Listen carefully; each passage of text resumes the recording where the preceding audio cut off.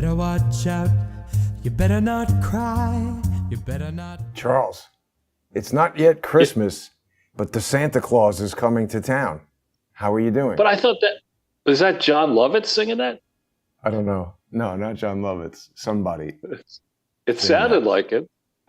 It's pretty interesting, Charles, because, obviously this is not a Christmas special, nor is it necessarily us endorsing Ron DeSantis for president. He's an interesting candidate for sure. I personally would like to see him be Donald Trump's vice president and then president.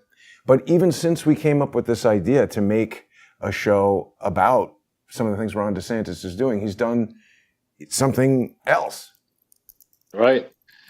Well, if we could just start for a second, and we're going to be talking in some detail on the First Amendment Forum on this and other related issues. But one of the reasons I thought it was a good idea to key in to DeSantis developments is he was in Congress through the 2015-16 cycle, and then for 2 years thereafter, then he ran for governor of Florida and won. And you and I both said at the time, we started working together in 2017, but we both said that it was a huge mistake if you're a Trumpster not to pursue a wider investigation of charities that massively abuse the law and are used as personal enrichment vehicles and campaign finance vehicles and grifter operations. It would have been so easy in my non-experienced view of the world, that is to say, I've never been a political candidate or involved in politics. It just would have been so easy to pitch it and say, listen, charity fraud is a bipartisan disgrace. And we're not simply going to go after the Clintons, although they do rise to pretty high on the list of potential prosecution and investigation targets.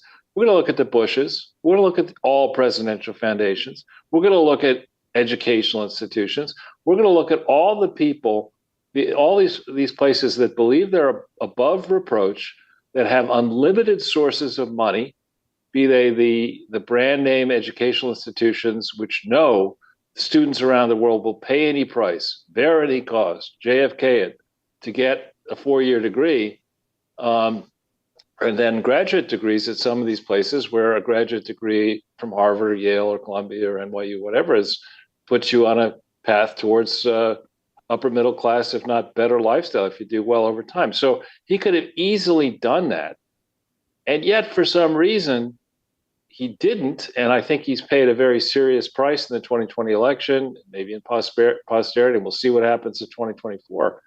But now we come to find out, and really courtesy of Ron DeSantis, who said that when he was in Congress, it was Paul Ryan and Kevin McCarthy, who had a junior leadership position, who put the kibosh, put a stop to any investigation into the Clinton Foundation. And that is just unacceptable. But it explains a lot. Look what we push uphill. We have all this information and probably over 1,000 hours of video concerning corrupt charities. We have many other appearances I've done and print presentations. And it shows nobody's sensible other than, the people who believe that the Clinton Foundation is a reputable operation are themselves grifters and residents of Washington Square Park. Yeah, it's the Clintons who believe it's legitimate. Right. Everybody else has been fooled. I need 3 mansions. Chelsea needs a $20 million apartment. She needs to have all these directorships for which she's unqualified. She needs to write these unreadable books about aspirational topics that sound good and probably can be handed out to Democratic and Rhino morons. But it's DeSantis who very crisply made this point a number of days ago that I think got picked up in the mainstream media. And what he's doing, I believe, is very sensible. He has a bully pulpit. He's done a great job in an important state. Clearly, in any thinking about 2024, somebody who can carry Florida, which, of course, DeSantis will do, with or without Trump, is somebody whose views on what we should be doing inside and outside America are going to be resonating. And so he's very crisply making good points. And I think you were referring to the point about Apple. That, right. And why don't you tell us what that was all about? Well, before we get to that, and this is purely coincidental in this moment, I don't know if you can see this on the device that you're using, Charles, but there's someone named Lizenna DeSantis, who's the chief executive officer of the Clinton Global Initiative in Brooklyn. Do we know anything about this person with the same kind of unusual last name? Well, they're certainly, not even distant cousins. I can tell, note to whatever your name is, DeSantis, I hope you don't have a large American Express bill or substantial student loans, because there is no such thing as the Clinton Global Initiative. You didn't bother to register it anywhere. Its original application for tax exempt status is worse than it's bad. It's bad fiction. It's riddled with material errors. There are massive material omissions. You've never had a real audit. There's no tracking for the money you claim has gone towards the Clinton Global Initiative. You did this deal, I think, with the Bloomberg philanthropic operation to take over part of the Clinton Global Initiative. It's a mess. And the fact that you would accept this job, publicize it on Twitter, tells me that you're a doofus and maybe likely a grifter.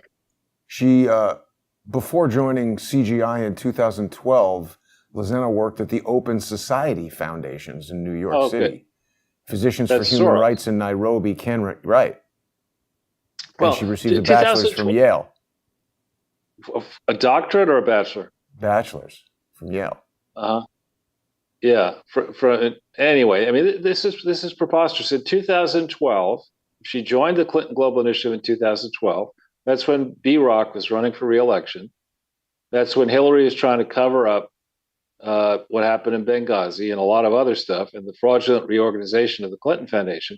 But there were in 2012, the Clinton Foundation itself, the main Clinton Foundation, had no bylaws, had no articles of incorporation. Therefore, it did not lawfully exist and could not have done any of the things that it claimed it did do in 2012, let alone paying for the expenses of this Lizenna within the Clinton Global Initiative, which in theory was controlled by the Clinton Foundation, but if the Clinton Foundation didn't exist, CGI couldn't have existed.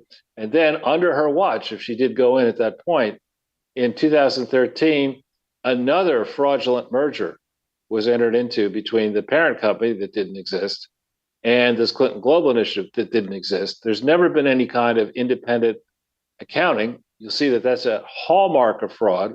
That's exactly what drove this FTX into bankruptcy and other things into bankruptcy. When you're supposed to have an auditor and you don't, what do? You hire some dumb shit out of Yale or some other place who's bright-eyed and bushy-tailed and willing to look the other way and promote her into some position she should never have.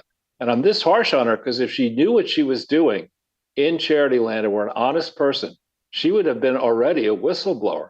She would not be trotting this out on her Twitter feed. Maybe this is a parody account, but it's the first I've ever heard of her. But if it's not, shame on her, shame on Yale. I don't think it's a parody account. I'm looking her up right now, and she seems to be identity duplexed, or perhaps there are two people with this exact name, 139 and 141. Seems like a mistake or a deliberate injection of something. Anyway, I have no evidence that this person is at all related to Ron DeSantis. I think it's just a coincidence. But the thing that's also interesting is, people have been following pretty closely what's going on with Elon Musk and Twitter. And, the latest is he's saying that Apple is threatening to take Twitter out of its app store, which everybody knows is kind of like the death blow for any kind of app. And so DeSantis has come out right away in favor of Elon Musk. Well, actually just against corporate technology monopolies, saying that Congress should act if Apple follows through on the claims to ban Twitter from the App Store. And I got to agree with this. I mean, there's a lot of talk, Charles, about Apple having a patent on a new augmented reality headset. And people are saying, hey, this is going to be, everybody's going into this metaverse and everything. It's interesting, this, I would say, could be the first new product category from Apple since Steve Jobs' death. Because remember, he was alive when they introduced the iPhone, which is arguably the first post-PC kind of device. He was alive when they introduced the iPad. But now this headset that's going to be its own reality OS, this is a whole new thing that we never heard anything about from Steve Jobs. And I'm going to drop a little news here, Charles. My What's mentor in the world of 3D, who I've told you about, recently deceased, Lenny Lipton, he created a company called Stereographics after he invented the first electro-optical switch that enabled an electronic 3D display. And he told me that his company dealt with Apple and that Steve Jobs personally disliked 3D and did not want stereoscopic, maybe he couldn't see in 3D, but I wonder if this new Apple product is going to do anything. And they do right now have an unprecedented monopoly in the tech space as far as phones and this app store are concerned. Well, what we've learned, I think, through the work together on the Clinton Foundation and other crooked charities, BLM and the like, is that the regulatory apparatus is an illusion until they decide to pick on some politically expedient target and either say that they've gone after the target and strike, a deferential deal that doesn't go as far as it needs to go, or pick somebody who's an enemy of the rhino and fake progressive, fake liberal Democrats. And this needs to change. I mean, when we think back over 100 years ago to the Standard Oil monopolies and other, the industrial-based monopolies, the really dirty in terms of fossil fuel use, industrial monopolies that caused the trust busting to happen and led ultimately to the antitrust laws. The power that these tech companies have today and finance companies is so pervasive. And the monies that have been garnered out of an Apple, out of some of these companies that have market capitalizations in the trillions of dollars now, they have so much money that the wannabes, and we should give credit to Darren Beattie for this term, scam Bankman. No, I call him no Bankman lied, but he calls them scam Bankman Fried. His idiotic crap that he created, whatever it was in 2019, allowed him to catapult himself into a role this year where he was the second biggest donor to Democrats off a massive scam. And this, it's bad enough. What he did is bad enough. How did Gary Gensler, the head of the SEC, miss this? I met him in business school several times. He's my class.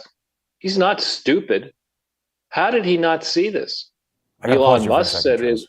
I got to pause you for a second, because we're coming up to the time where we're going to make our transition over to the sponsor exclusive segment for the First Amendment Forum on subscribestar.com/crowdsourcethetruth, patreon.com/crowdsourcethetruth, and now Odyssey. We're going to go in depth on Samuel Bankman-Fried. But before we do make that transition, I just want to show you one thing that I've just discovered that's stunning. So you were talking about how fraudsters and nonprofits are scamming like crazy, and you mentioned Black Lives Matters. You and I have been talking about that since the moment it's come on the scene, and this recent NBC News article talks about how they're accusing this guy Bowers of stealing money through his Bowers consulting firm, and the website is linked right here. But wait a minute. What do you think about the layout of this guy's website, Charles? Does it remind you of something that we've looked at recently, where it has the company name over here and then these template things over here? I mean, it's interesting. There's a lot of companies that offer website templates, but these three things seem perhaps related to a larger scam to suck in money. And it's just interesting to me that these websites all seem so similar. We're going to have to talk about this and more in just a few moments when we continue the show on the sponsor exclusive segment. And, Charles, it's also important that I share with people the Odyssey page. It's a little confusing the first time you approach it, like any new software, but it's very much like YouTube. And the thing is, you were talking about some of the past videos that we've done. If people go to odyssey.com and search for Crowdsource the Truth, when you get to the main page, if you click on content, there's literally so many videos here. It's one of the best resources for going back to some of the old Crowdsource the Truth videos that have been kicked off the internet and deleted by certain morons who are trying to stomp out the First Amendment. The other thing is, if people want to watch the First Amendment Forum and they're watching on Odyssey, if you just click on this membership tab, you can become a member for either $4 per month plus a small fee or $10 per month plus a small fee. And Charles will be back in less than 5 minutes on Subscribestar and Patreon and Odyssey.